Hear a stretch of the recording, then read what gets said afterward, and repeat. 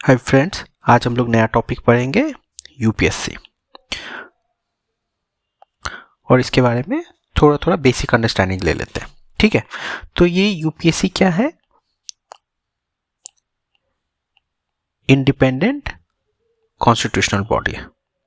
ठीक है, अगर कॉन्स्टिट्यूशनल बॉडी है तो संविधान में इसके बारे में बताया गया है। तो कौन से आर्टिकल के अंदर में इसके बारे में डिस्कस किया गया है? तो आर्टिकल 315 से लेकर के आर्टिकल 323। ठीक है, अब इसकी क्वालिफिकेशन के बारे में पढ़ते हैं कि एक यूपीएससी के चेयरमैन या मेंबर कैसे बनते हैं। ठीक है, तो कॉन्स्टिट्यूशन में इसके बारे में कोई स्पेसिफिक क्वालिफिकेशन नहीं बताया गया है, एक्सेप्ट कुछ कंडीशन दिए गए। ठीक है, तो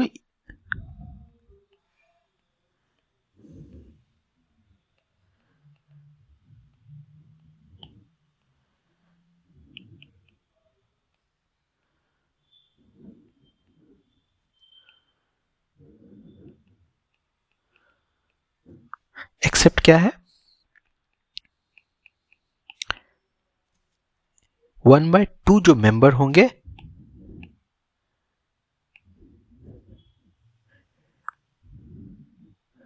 वो कम से कम ऑफिस होगा उनका 10 साल के लिए, किसमें? सेंट्रल या स्टेट गवर्नमेंट में। ठीक है, ये इनके बारे में बेसिक हो गया। अब इसके टेन्योर एग्जाम में कभी कभी पूछ लेते हैं कि यूपीएससी के चेयरमैन का या मेंबर का उनका एज टेन्योर क्या है, तो कितने होंगे?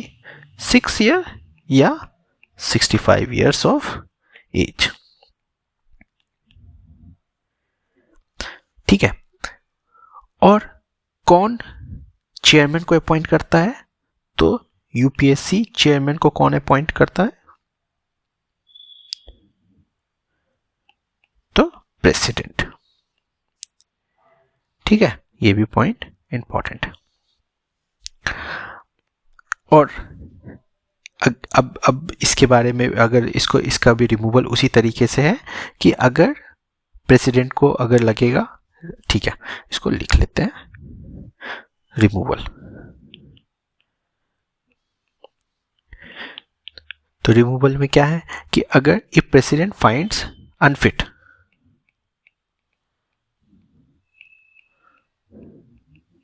ठीक है, कि अगर वो अपनी ड्यूटी को सही से नहीं कर रहे हैं तो वो क्या करेंगे? वो ये मैटर को क्या करेंगे? सुप्रीम कोर्ट के पास जाएंगे। ठीक है, अब सुप्रीम कोर्ट क्या करेंगे? उस मैटर के स्क्रूटनी को चेक करेंगे, उसके उनकी इंक्वायरी करेंगे, बेसिकली इंक्वायरी करेंगे। ठीक है, for removal, inquiry for removal. अगर ये जो एडवाइस देंगे फिर प्रेसिडेंट को, एडवाइस जो देंगे प्रेसिडेंट को, वो प्रेसिडेंट को मानना ही होगा, that is binding in nature. तो advice tender by supreme court to president is binding in nature. इसमें से ये पॉइंट को हाईलाइट कर देते हैं, इसके एज को हाईलाइट कर देते हैं, और ये किसके द्वारा अपॉइंट होता है? तो प्रेसिडेंट के द्वारा। ठीक है, अब अगर इसके सैलरी पार्ट पर अगर हम लोग डिस्कस करें कि सैलरी इनको कहां से मिलता है, तो इसकी salaries from consolidated fund of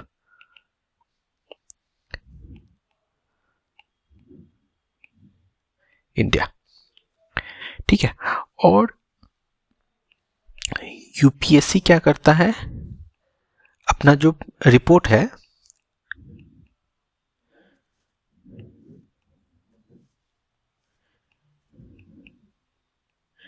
presents report annually to, किसको देता है? प्रेसिडेंट को।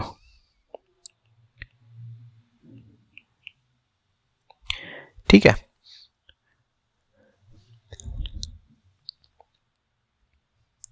अब ये हो गया यूपीएससी का। अब हम लोग पढ़ते हैं स्टेट पब्लिक सर्विस कमीशन के बारे में थोड़ा।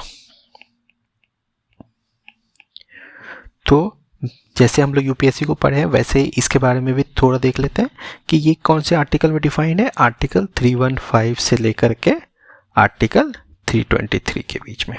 ठीक है, यहां पर ये क्या करते हैं, रिपोर्ट किसको यूपीएससी किसको दे देते हैं, प्रेसिडेंट को। तो यहां कौन देंगे, किसको देंगे, तो गवर्नर को। Report place to governor. ठीक है, अब इसके एज टेन्योर की बात करें तो इसको अगर टेन्योर की बात करें तो 6 इयर्स नहीं तो 62 इयर्स ऑफ एज। ठीक है, एक चीज और इसमें इंपॉर्टेंट है कि यूपीएससी में प्रेसिडेंट के द्वारा रिमूव किया जाता है, तो स्टेट पब्लिक सर्विस कमीशन में गवर्नमेंट गवर्नर के द्वारा अपॉइंट किया जाता है।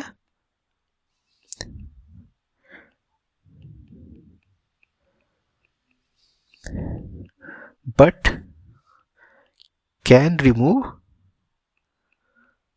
Only by president. Very important.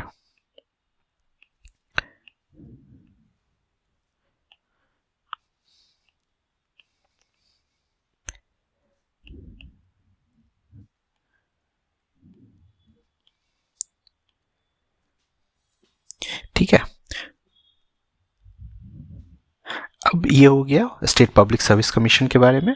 अब हम लोग इसको फुल फॉर्म लिख देते हैं, स्टेट पब्लिक सर्विस कमीशन। ठीक है, अब आते हैं नए टॉपिक पर जिसको बोलते हैं joint public service commission. Joint public service commission. मान लीजिए दो स्टेट मिलकर के अगर चाहता है कि एक कनेक्टेड फॉर्म में एक जॉइंट पब्लिक सर्विस कमीशन बने, तो उसके लिए वो क्या करते हैं, एक एक्ट दिया जाता है पार्लियामेंट में। तो ये क्या हो सकता है, created by an act of parliament. तो कौन कर सकता है इसको, पार्लियामेंट कैन। अब जेपीएससी क्या है, यूपीएससी और स्टेट पब्लिक सर्विस कमीशन ये क्या था, कॉन्स्टिट्यूशनल बॉडी था। क्यों कॉन्स्टिट्यूशनल बॉडी था, क्योंकि कॉन्स्टिट्यूशन में उसके बारे में डिफाइन है अंडर आर्टिकल। अब ये जेपीएससी क्या है, एक स्टैट्यूटरी बॉडी है। ठीक है, अब ये स्टैट्यूटरी बॉडी का क्या मतलब होता है कि जो एक एक्ट के द्वारा पास किया जाता है। ठीक है, तो which created by an act of parliament. ठीक है, ये कॉन्स्टिट्यूशनल बॉडी नहीं है, ये क्या है, स्टैट्यूटरी बॉडी है, जेपीएससी। ठीक है, अब इसके जो चेयरमैन बनेंगे और मेंबर वो किसके द्वारा अपॉइंट होगा,